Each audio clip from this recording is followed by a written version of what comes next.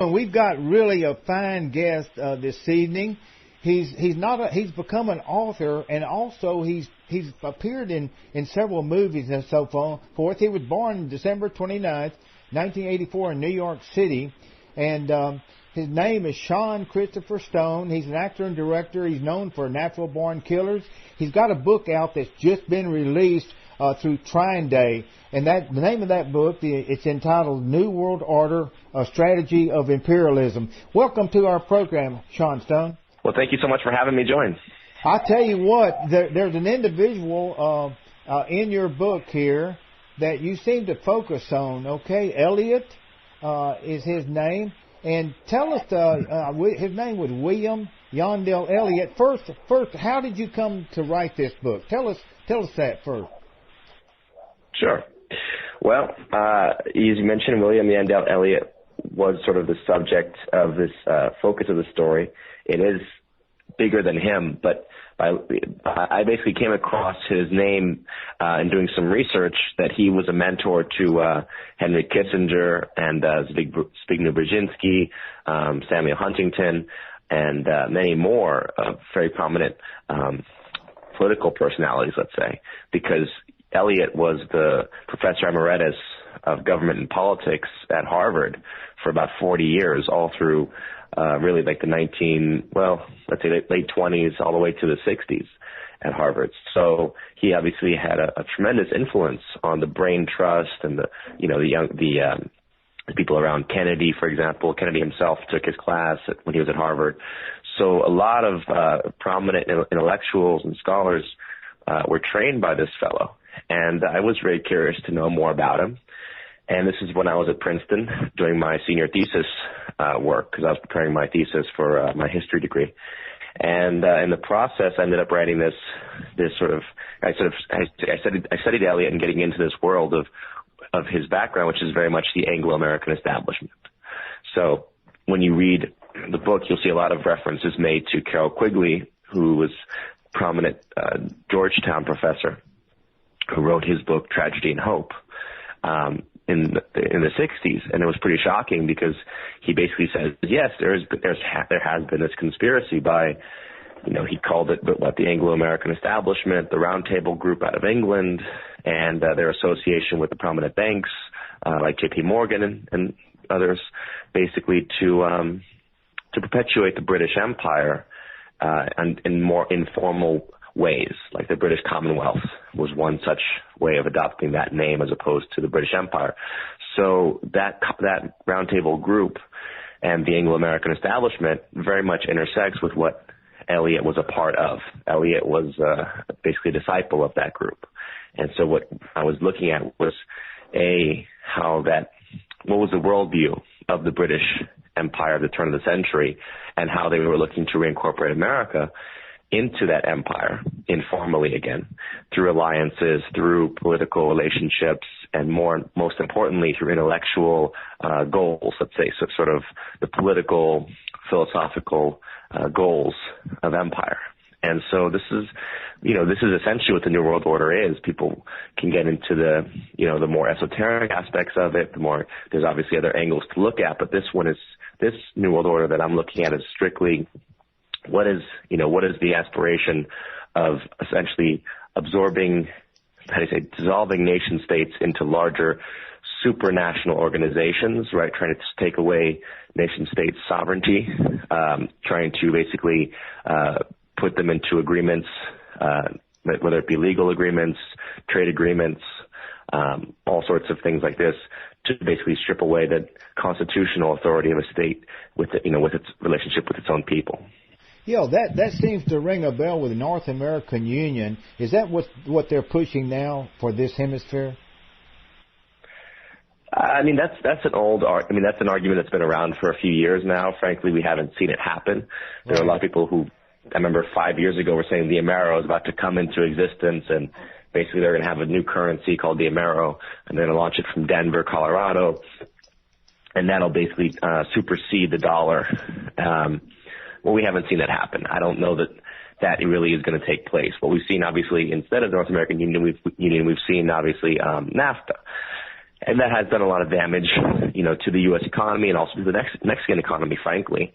It really has taken away the power of our tariffs to protect our industries and manufacturers. But it also seems to perhaps be part of an overall drug pushing strategy. Let's say I would call it. There's we look historically at the relationship of not just the CIA and the intelligence community, but also the people like the Bush family in particular, who have a very strong relationship to the drug traffic, especially cocaine out of Latin America in the starting in the late 1970s, escalating under when Bush Sr. was vice president in the 1980s with the Contra War. Obviously, tremendous amounts of cocaine were moved out of Latin America and oftentimes protected by the CIA and people like Oliver North and his enterprise, right? So the point is that some of these agreements would, in a sense, seem to ultimately work towards allowing for the drug traffic to continue, and then all that drug money gets basically supports these major international banks. Now you look at what is the biggest bank in Mexico, Citibank, and Citibank, years ago was disclosed as being a drug laundering bank, right? So that's really what some of these things are about. Is about making it easier for the banks to have access to free trade in the sense of being able to access current foreign countries' money, and oftentimes the money is dirty money, but ultimately it props up the power of the banking industry. Does any of this go back to the opium dealing and trading into China that the British initiated years ago, centuries ago? Yeah, absolutely. That's a very critical point. Yeah, you're saying that this drug stuff is controlled by the upper level, the elites, the internationalists. Is that sort of what you're saying here? Well, yeah, the book doesn't get into the opium war. If you want to get into the real, if you really want to get into the drug thing, you've got to read Dope Inc. Dope Inc. is the classic book on this and exposes those relationships precisely between the elites, what we're called the Boston Brahmins of, the East Coast establishment, the blue bloods types like the Forbes and, John Kerry's ancestors and people like, Forbes, Perkins, a lot of those famous East Coast families were involved in not just opium but also slave trafficking. And again, they had very strong relationships with the British merchant banks and the British elite, let's say. Those relationships are very much the predicate of what becomes the New World Order, because really, the United States has no reason for joining the British in the First World War, right? This is always, a real stake for us. We don't really reflect on the First World War. We always say the Second World War. Well, naturally, the Second World War, of course, how can you argue against trying to stop Nazi Germany and fascist Japan and fascist Italy from trying to conquer the world? But the problem is the First World War is not that simple. There's no natural, aside from the language, there's no natural affinity for the United States and Great Britain at that time. We fought them twice now at that point, and the third time actually was the Civil War, where the British had backed the South because they saw the South as their access to basically cheap cotton, right, for their textile mills. Right. So the British were actually very much promoting the Southern secession, and actually the Russians were had to send their ships to San Francisco and New York to basically say, look, if any of the continental powers try to intervene in the Civil War in the United States, we will intervene on behalf of the U.S. Union, right, federal government. Right. So from that point forward, from this time in the 60s, the British are very clearly, anti-democracy. They're very much pro-slavery still. They don't want to promote it. Maybe they don't want to use it domestically, but they're happy to use slave-like labor to get as cheap goods as possible for their free trade mechanisms. And even south of the United States and Mexico, the British and the French are working to overthrow the Mexican Republic, right, and install this king, this dictator, on the throne down there. So the British are basically notoriously right. fascist yeah. empire. Right. And there's no reason for the United States to join them in the First World War, except for these Boston Brahmin and these blue blood families who are allied intellectually and financially. Right, exactly. And you make a point also. William Yandell Elliott was a Rhodes Scholar, was he not? Well, that's the point. The Rhodes Scholarship was a means by which the British Roundtable Group were trying to perpetuate their ideology. They were basically saying, look, we need to adopt a few people from all of our empire, as well as the United States, every year to come here and study our ways. And that's what the Rhodes Scholarship was about. It's what Cecil Rhodes, who was notorious, he's an imperialist. He's someone who helps establish the concentration camp system in South Africa. Not concentration camp. It was called, they were called concentration camps ultimately during the Boer War. But basically a very militaristic guy whose drive is for wealth and for diamonds, accessing diamonds in South Africa. And he's basically, his banker is the Rothschild family, Lord Rothschild at the time. So he is basically this instrument of British Empire pushing for access to Africa's minerals, right, raw materials and goods. And he ultimately envisions, it's a very bizarre story because he says, basically like the Jesuits and the Masons have their conspiracy, we should have our conspiracy as the British Empire to reincorporate America, to basically get the Holy Land and all these different parts of the world under British rule, right? And it's our laws, it's our principles and our values that are so important and so appealing that we can basically sway these lands to our side, to our cause. And it was very much a white man's burden mentality. It was not about, respecting any of the indigenous peoples or any of their customs, but that's always been the mentality of these imperialists, is saying, well, it just happens that you're born, if you're Arab, for example, you happen to be born upon oil. It's not because you're some great culture. You just a circumstance, of history. It's a sort of, how do you say, it's an accident of history. So the imperial mentality as well, those resources should belong to us, and we are more enlightened. We have the understanding of what to do with these things. We know how to allocate them. So we need to access the resources under the guise of what is called the commonwealth, or the common good, right? And that's very much the way that the empire operates, is through this kind of cant. It's just, it's saying what people want to hear, meanwhile operating always towards its own sort of the benefit of the elites. Right. Eliot Kissinger was a protege of Eliot. Is that right? So Kissinger very much was a protege, and it's interesting because until I did my thesis, most people never really mentioned Eliot in the books on Kissinger. It was sort of in passing. Then Niall Ferguson ended up doing a more massive tome on Kissinger, basically his early years, right? And in the process, I sent his people my thesis, and you can see it's cited in Niall's book a few times because he was focusing on Eliot. And yes, Eliot was very influential. Now it's a question of how much did Kissinger break intellectually from him. Obviously, we all know we have mentors in our life, and then sometimes we go on our own path at a certain point, and we have arguments, and we obviously have to have our own mind at certain points. You're not going to say Kissinger is not a clone of Eliot by any means, but if you look at the book, the argument is it's this balance of power concept is very much a British imperial politics concept, right? The idea was that was British politics for you.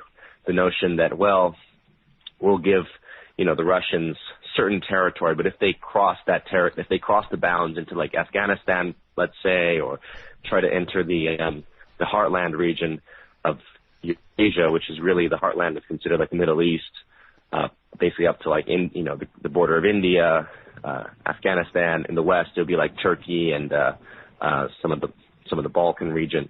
Like all of this is sort of the heartland. If the Russians try to get too much of control of this part of the world, that's when we draw the line. That's sort of balance of power, right? So it's like, you have a certain region of power, of empire, we have our empire, and we have like a certain understanding of force that's balancing out. That's very much imperial politics, because the United States national notion is, well, look, you have nation states, right? And nations should have a constitution and should have a certain, a certain sovereignty within their region, and then within their territory, their sovereign territory. And then if they try to basically violate another nation's sovereign territory, that's the point when you might make an alliance to check that advance, to try to stop aggression, right?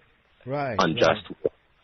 That would be, defensive means would be the only reason for warfare. But the imperial politics is not really interested in that. It's more interested in, again, it's power politics. It's about accessing and controlling resources and, cutting deals, and it doesn't have any conception of what's called national sovereignty.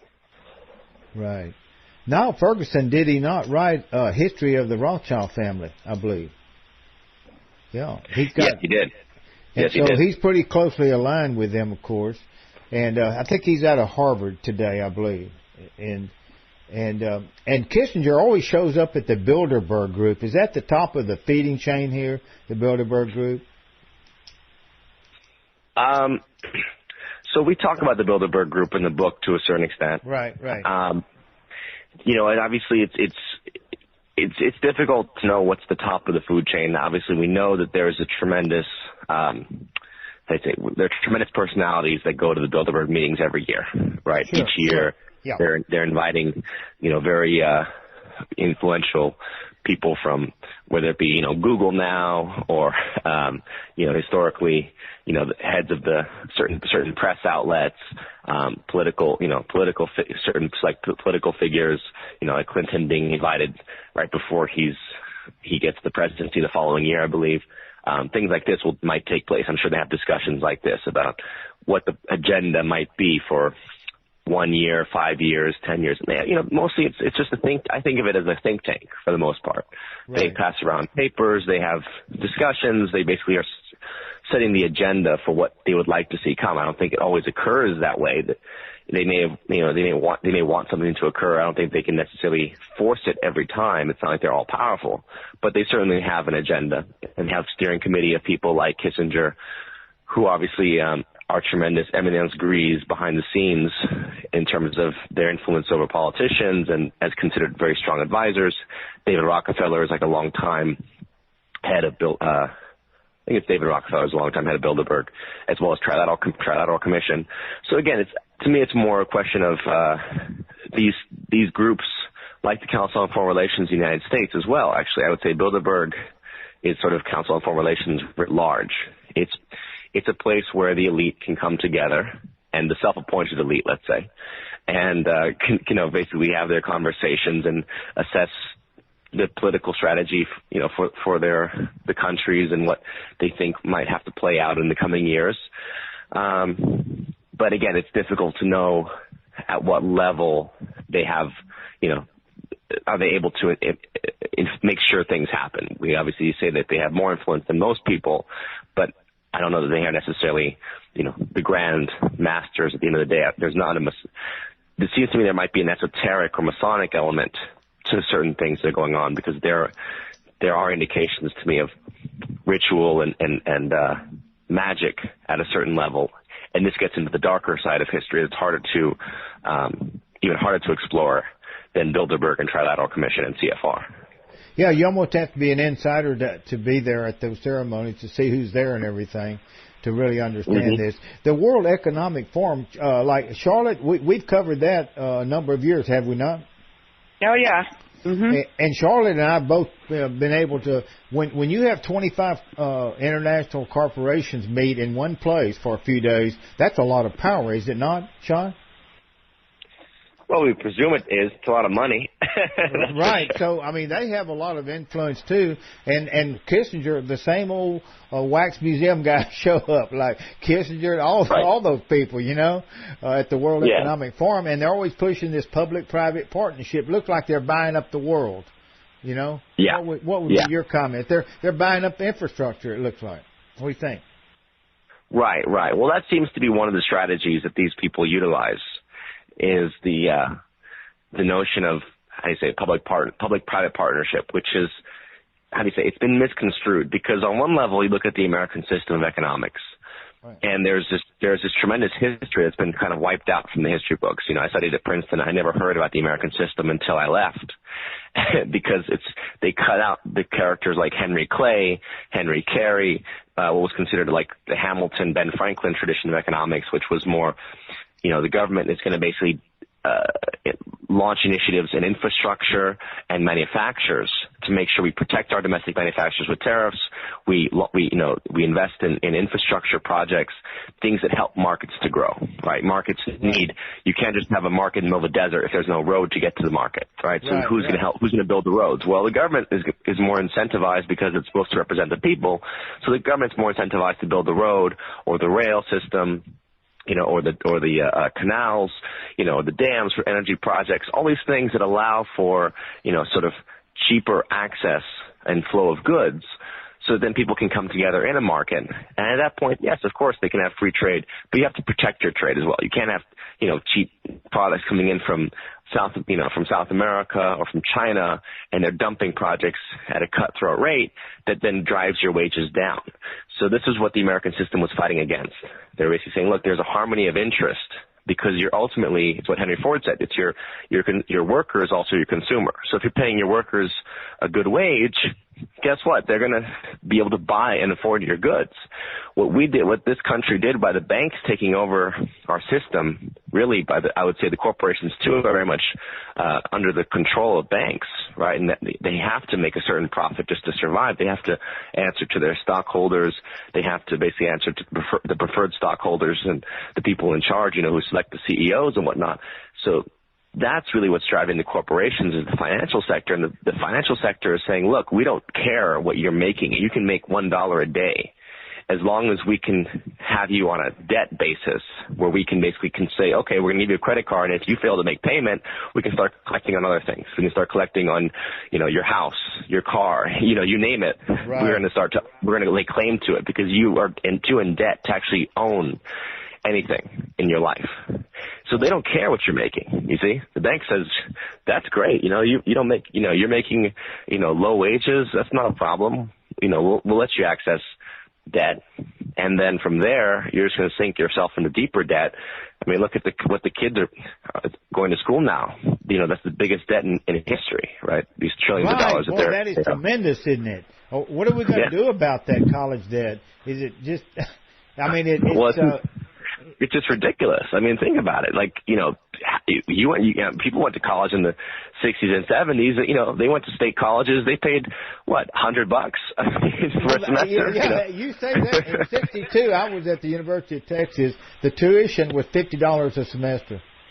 Right. And for another $50, it would pay for all of your books and a blanket tax to go to all the UT games. For $100 a semester. Yeah, Charlotte. Anyway, that's what it cost us in 1962. And look at what's happened now. They just can't afford what, $3,000, $5,000, $10,000 a semester or more, and even in community colleges. Mm-hmm. So, gosh, I just don't know where we're headed on the education end of the things, you know. Yeah. So I mean, that's the point. Is that everything has been financialized. So that the banks can get into it, right? They get into play. The banks, the insurance companies, all these guys can get into play to basically speculate and turn things into debt, where, you know, there used to be actual real, you know, wages, right? People had actual wages. They were able to actually, you know, own something, you know, straight up. They didn't have to go into years and endless debt, basically. And that's, I think, what's sinking the country. So what I would say the public-private partnership has been about, to me, is this notion that, you know, originally we have an American system that wants to promote infrastructure and industry, and then markets can thrive from there. Now you're basically going to the place of, well, let's take everything that's been public, whether it's the military, right, or I think in the future we're going to see like the police force, the fire department, all these things will become more and more privatized.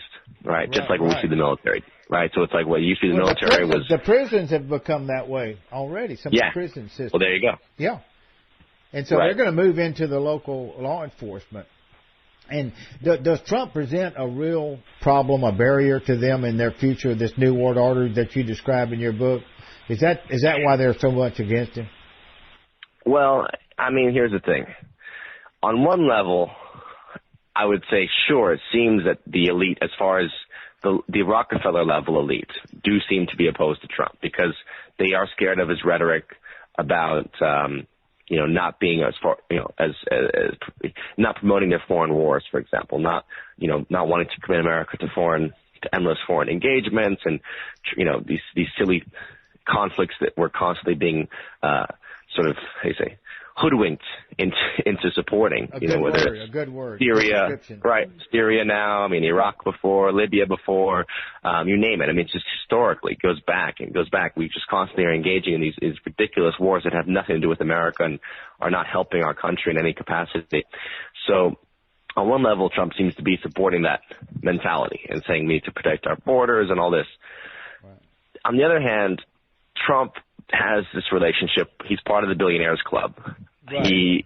I don't see him in any way caring about the little people.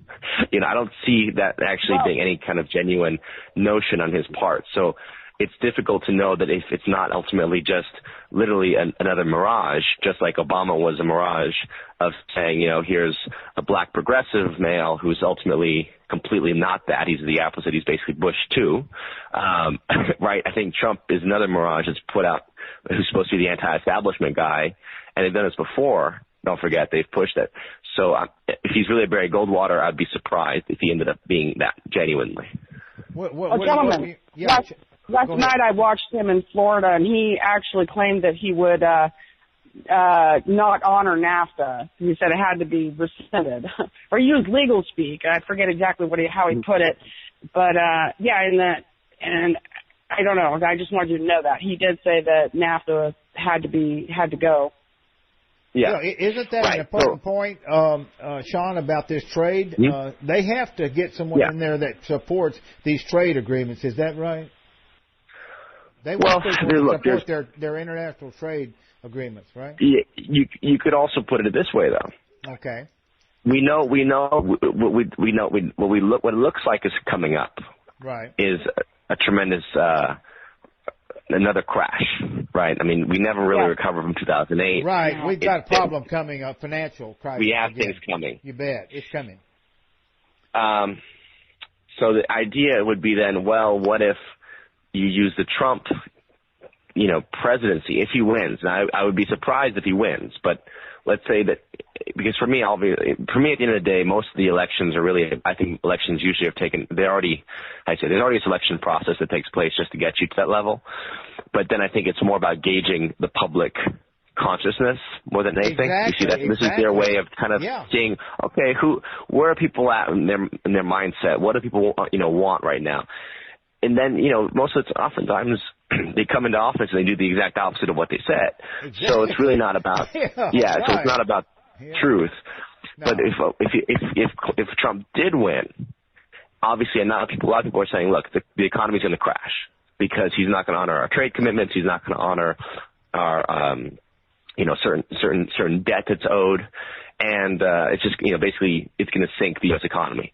Now, this collapse is going to have to come one way or another in a certain form just because of what we're looking at as far as the amount of debt that's owed, the amount of derivatives that are still out there, some people are saying quadrillions of dollars. At this point, some people are even saying $quadrillion of derivatives because it's such high numbers of derivatives. Of derivatives, right? Right. So the whole thing is, can the system, does it have to be reset anyway? Does it have to be shifted over more to, we talked at the beginning about Amero. Well, the Amero may not come into play, but it might be digital currencies are going to become the new future, right? Well, that's what's going to happen, digital money. I mean, electronic banking. That's going to take over. Yeah, and we're getting closer to that. So at a point that the singularity has to occur and you have to shift over completely to your digital economy, you have to crack. And that's when you might need the wrecking ball, and the wrecking ball might be Trump. Maybe not this year, but again, it's just kind of, that's sometimes what kind of, how do you say, the game becomes, is using someone like Trump, if he does win, as the excuse for the crash, you see? Because there always has to be some reason. They have to explain it somehow to justify what's taking place to you. Absolutely. Yeah. What did you say, Charlotte? I couldn't agree more. I think Trump is the WikiLeaks. I don't know how much you depend on those as legitimate, but some of the WikiLeaks showed that Trump, Cruz, and one other person were at the top of the people that Hillary wanted to run against, and they actually, gamed it and talked about it. And I think he could very well be the setup, the fall guy for when everything goes south. But I think he's a surprise. I think he's actually believing that he can change things and reform things, Somewhere in his running this last year, he started like last summer, he got the idea that he can affect a change here.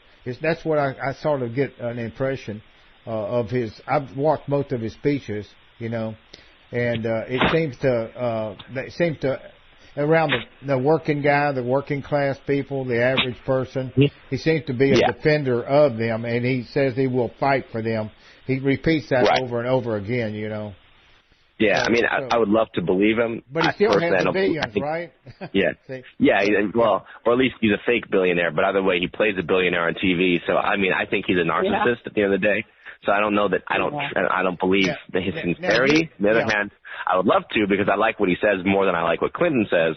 But it's like, at the end of the day, who can you trust? It's like, to me, they're both narcissistic personalities, so you can't trust either one. Right. You made an important point about drug dealing and all this about Oliver North, but that Mena, Arkansas was one of the import destinations from my readings and studies, and I've studied this Clinton couple since the 90s, since 1990 onward. And that Mena, and so they're all tied up into, and one of the important points about Hillary, the supporters of Hillary, is that BlackRock, the largest investment asset company in the world, $4.5 trillion under their management, is behind Hillary. So that says the big money is behind Hillary. And in these recent emails, it brings out she'll talk to the Goldman Sachs people one way, and then she's talking in the her campaign exactly the opposite way. You know what I mean? So I don't follow. Again, like you mentioned, WikiLeaks. I'm not following everything that's coming out as far as all these email transactions. But again, you look at the history and you understand it's here's someone who, as Secretary of State, promoted this ridiculous war against Gaddafi, right? She's promoted this war against Assad. Even now, he essentially wants to back the Al-Qaeda, insurgents against Assad. It's pure New World Order propaganda at this point, because there's no reason for us to be going around destroying these countries unless you're looking at the New World Order thing, which is, they're going to redraw the map of the Middle East, right? They're trying to smash nation states, which is, again, very much the essence of what New World Order is about. It's saying that is destroying nation states. And the United States has been destroyed in a different way. So the war in the United States has been more of an economic war that's been gradual by forcing us to turn into this military arsenal for British imperial politics, and taking us away from our blue collar science and technology driven industries. That's really what made America great. Right. They've carved that. You couldn't have said it better. I see it on two levels. There's a cultural war against America, and then there's this economic thing that's a financial domination of the country through the Fed and subsequent financial institutions over the last decades, Precisely. And that's just an ongoing war. That's ongoing, exactly. Worse. Well, it gets worse and worse, like 70s to 80s, 90s. Well, usually that's it, isn't it? Isn't it interest that's the fuel of the monster, or the? You could say. Certainly, I would say usury is a certain aspect of it. We talked about debt before, because at the end of the day, it's like there's something. The notion of credit is incredible, But the problem is we've gone from the notion of credit, where it's like you're trying to empower the future. You're trying to empower people to do things, to be entrepreneurial, to create. You go from that into a debt system where it's basically, it's kind of like what we saw with the housing scams, where it was like, here, we'll give you, 0%. But then, within a year, it goes up to 20%, right, or something ridiculous that people can't be expected to pay back. Right. And that's what happens too much. Is to me, it's heavy usury, and it's also speculation. You see, it's very much a casino culture that's taken over, and I think that's the main cultural war that you talk about. Is a mixture of cultural and financial war. Is speculation and gambling, because they want people to believe, well, I'm not making a living wage, so I should just go to the casino and gamble what I have to see if I can make a fortune.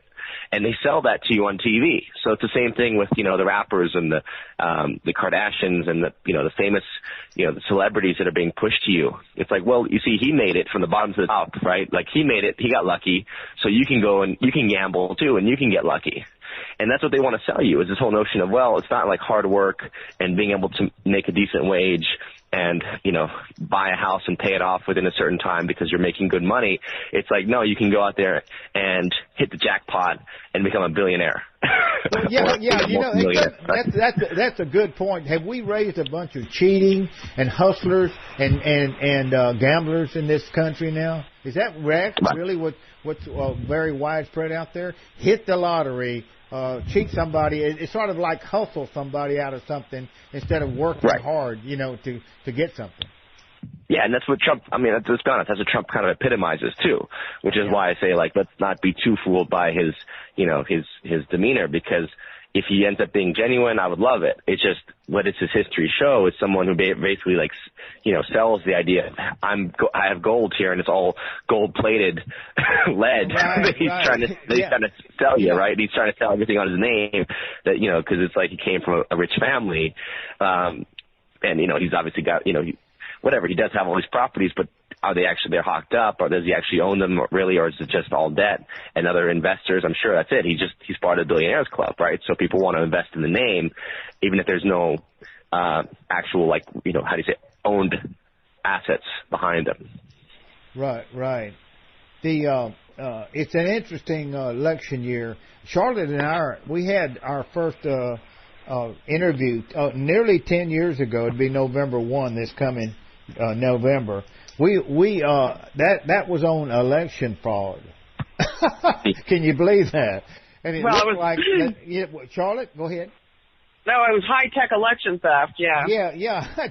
So here we are in the throes of a very interesting, tumultuous, chaotic, vicious election campaign, and that's what may decide the race. What do you think? What was the last thing you're saying? Which will decide it? Election fraud looks like to me they're running in fraud. a lot of fraud, illegal voters or dead people. They're tombstoning the deal. It looks like. Here's the interesting thing. Yeah. I got to see Greg Palast's new documentary. The Best Democracy Money Can Buy. Right. Yes. Uh-huh. And it's a really important movie because. Yes, we've seen election fraud throughout history. I don't know that anything is going to change that. But what's amazing is what he's saying is how thoroughly, especially when he focuses on the Republican Party, is going after black voters and Latino voters, right? And basically trying to get them off the lists by accusing them of double voting when oftentimes they only share the same name as someone, they share the same name as another voter. So they're being accused. As long as they're accused of double voting, they're not able to vote. And so he goes after, like, how the Republicans are trying to do it, not to win the election for Trump, but mostly to win the Senate. Right. Because obviously they want to control Congress. And he says Democrats are dirty too, but his focus is on Republican targeting, especially of, black and Latino voters in particular. And so it's a really important documentary. And I think vote fraud is going to continue. It's a tough thing because on one level I would love to see more virtual voting, which I think if you had could vote online. You can get your receipt and drop it. You could send your receipt in to the mail or something. That would make sense to me. And then at least, it would engage more young people, because young people aren't going to go to a ballot, to drive to a ballot box and stand in line, to punch holes, right? To punch chads. They're not going to do that. They're going to, you're going to do it on their phone. And I think this would actually empower more people to engage in voting. And of course, I mean, look, they can always be rigged. It can always be, hacked and tampered with. It's just a question of, how do we break the system? And I don't really know, how to protect completely against it. I do think we can empower more people.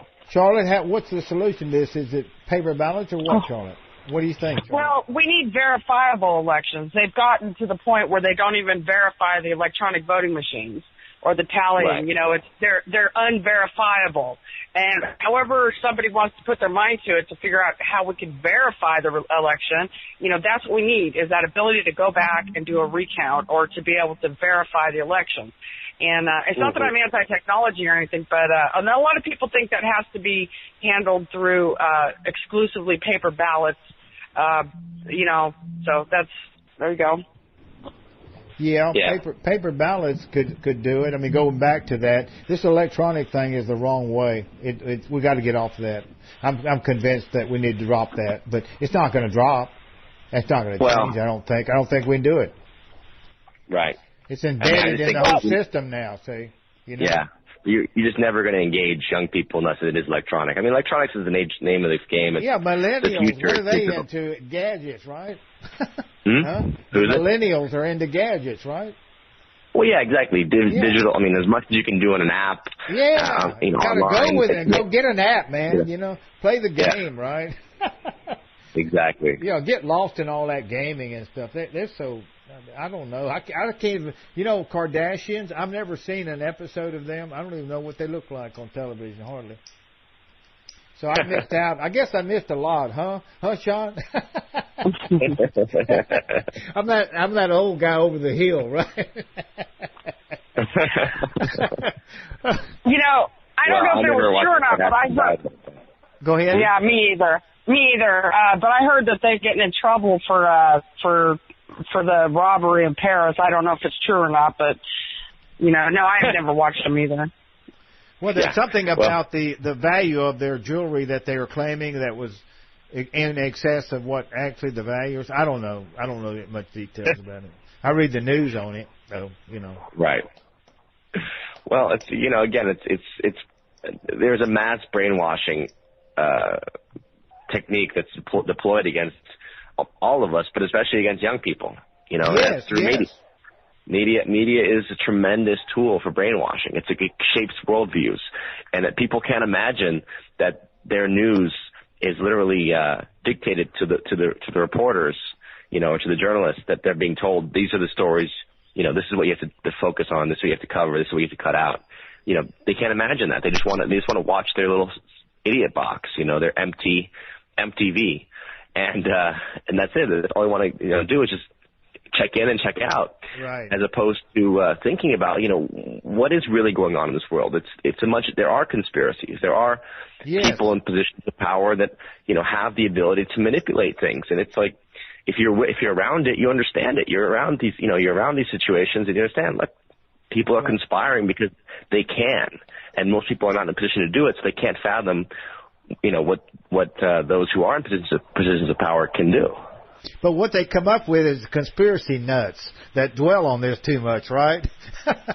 Sure. I guess I've heard that all my life. Yeah, I'm a conspiracy nut. I admit it. Right. Well, that's the thing that they've always, it's not even just about dismissing you as a conspiracy nut. It's the fact that they don't even want to think about it. They say, well, I don't have time to think about this or worry about this. What's it for me? It's not my problem. And it's like, well, sure. It's like saying the cliff is not your problem until you fall off the edge. Exactly. So you want to walk around in your ignorance. Yeah. And you want to walk around in your ignorance, and you don't want to be aware of your world and your surroundings and what's taking place. Right. Sure. Then go ahead and walk off the cliff. Be like the sheep, get fleeced, and then take it to the slaughterhouse. Right. Because that's really what you are to the people in power. Is you're just a sheep. You're just great. We can hypnotize you first. We tell you to we're here for your best interest. And you're just being cold. You're just being, populations are really the real war is never against foreign countries. The war is against between the rulers of a country and its own people. That's really the war that we have like to deal thought with. Prison, I think. Yeah. It's a mind control, but it's really sophisticated with all this media hype out there. Mm-hmm. And the consolidation of the media into 5 or 6 different companies, conglomerates, has made it worse, huh? Well, sure. Absolutely. Makes it worse. And you've got some speaking engagements coming up in the near future. I think the Oswald conference and then the JFK thing in Dallas. Are both of those on your schedule?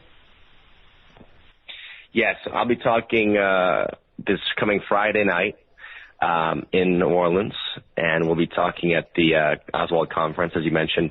I'll be just discussing the book and doing mostly it'll be a Q&A, honestly. I like engaging with people and just having a discussion like this as opposed to lecturing.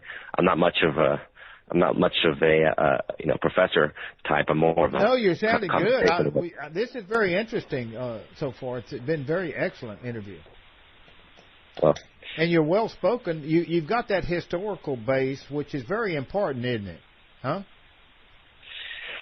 I think history is the most important thing to study. I would say we used to have this notion of liberal arts education rooted in your social science, social studies, right, history and literature, in math and science, basic things. And now it's amazing to me how people are just getting to the place where they don't have to even study their basic education. Their basic education becomes, well, don't worry about any of the old, liberal arts. Just focus on, gender studies or communication or, some specialty, some niche, which, I'm all for studying more, but you still have to have a basic understanding. You still have to have your roots, your base built in order to then specialize and focus. Right. In your book, you're describing some of the key individuals that together have affected foreign policy, and actually Brzezinski and those people, they're still here affecting it. Huntington, I believe, has passed away, Samuel Huntington. But in your book, then, you're really saying that the British influence has been very great through their schoolings and the Rhodes Scholarships and the round tables and all that. And then Kissinger and all of them are actually carrying out their orders almost in a way, are they not? Well, would you say are carrying out the orders? Like Kissinger and Brzezinski and them have been sort of programmed by this British imperialism thing. Are they not sort of programmed like little puppets carrying out the British commandments, or what? See, that's an interesting question because Kissinger did say in his address at Chatham House, which is the Royal Institute of International Affairs, basically the British Council on Foreign Relations. Okay. He said that he really he owed a great debt to the Foreign Office of the British Empire. How he was basically working oftentimes off of their white papers. So they would issue papers, and then as Secretary of State, he would basically work off of the British papers. So it was pretty interesting, revelation. As far as being a puppet, I think Kissinger is a mixture of things. He's also very much Rockefeller, right? I mean, he's basically an apparatchik of the Rockefeller family. Kissinger is tied up with these, really these mass financial and corporate interests that have no loyalty to the United States as a country. Their loyalty is to, accessing trade and money and making profit. That's why his Kissinger Associates represents some of the worst people in the world, right? Because it's about finance, and finance oftentimes comes with blood. So I would say, is it just British? I don't know if it's only British. I think it's more of this, again, it's been adopted into the New World Order. It's like we're just going to go beyond nation states. We're going to go into this place of corporate control, of, again, legal obligations, supranational authorities, and agreements. And this will ultimately, I think, lead more towards corporations taking over the roles and functions of government, as we've seen with privatization of, as you mentioned, prisons, military, you name it, energy and other technologies. It's like it's all going to be privatized more and more. And as it goes into the private sector, even intelligence gathering, as it goes into the private sector, we have less oversight as, so-called citizens of these countries. Not to say our governments really give us that much oversight, but really it's just shifting more and more away from any kind of notion of a government that represents the people. Right. Then that corporation umbrella that's going to take out the constitutional governments is becoming a corporate fascist type of mechanism, would you say, or not? Well, I mean, the fascism, as Mussolini put it, was the marriage of corporations with government, right? Right. That was very much the way that he envisioned it. Right. Now, whether or not there's a racial component can be argued. Yes, sometimes there's racism, but it doesn't have to be.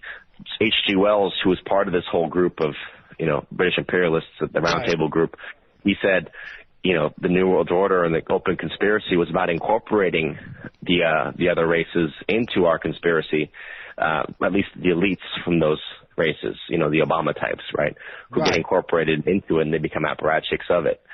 So I think fascism is the marriage of public and private, the marriage of corporations and government. You're seeing it very well with surveillance. All the surveillance stuff, the National Security Agency is really just accessing the corporations' ability to access our data, right? It's like the corporations who are doing the bidding of the state, right? Whether it's Google or Yahoo or Facebook or whatever. It's like, okay, you guys as private corporations contract with the people, and then you contract with us, the government, separately and give us access to the people. That's fascism to me. Well, now that is a really good example right there. Well, you have Google or someone that's got connected right into NSA, Yeah.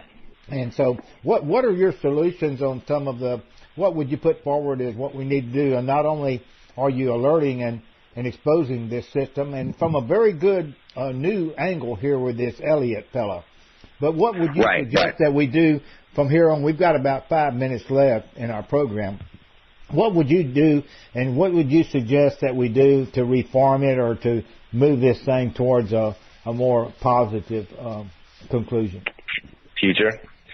Yeah. I mean, it's a tough thing. I mean, certainly as I'm doing a documentary as well for RT that's we talked about this throughout the show today, but this documentary is called A Century of War, and it'll be coming out next month on RT, online, RT.com. And basically, The Century of War is very much on these topics we've discussed, which are meaning the deindustrialization of America, the destruction of our blue-collar jobs, the crumbling infrastructure, the fact that our government is not doing the investments in the things that allow for our markets to thrive. And it's like, how do we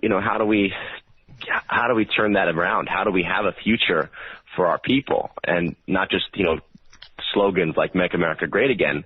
Well, there's certain things you have to do. I mean, do you have to completely negate every international treaty? No, it's not that. You have to look at them and reassess what is viable and valuable to the United States. But I'm all for what Kennedy talked about, which was fair trade. It's like you don't have free trade. There's no free trade that ever exists in the planet. Right. Free trade only leads to monopolies, right? It's like the bigger fish just ends up eating everyone else in the sea and saying, well, that's fair trade for you. And now I'm the biggest fish and no one's going to stop me. Right. So it's like, no, you have to, excellent point, man. You have to have fair trade. Fair trade is saying, look, the United States doesn't grow, we don't grow rice, for example. So we'll trade you, what we grow, which might, corn and bread. We'll trade for rice. That would make sense. That's the things that you cannot create, which are more like, how you say, agriculture and things that you cannot grow. That's the kind of thing you trade for. And then, when it comes to things you can build, whether it be automobiles and whatnot, you have to have certain protections on, as far as tariffs go. That's what they have in Europe, right? They have value-added taxes and whatnot. So you have to protect your manufacturers in your science and technology sector that, needs a certain level of protection. But then, to me, actually, one of the biggest things I would say that's complicated the situation is patent law.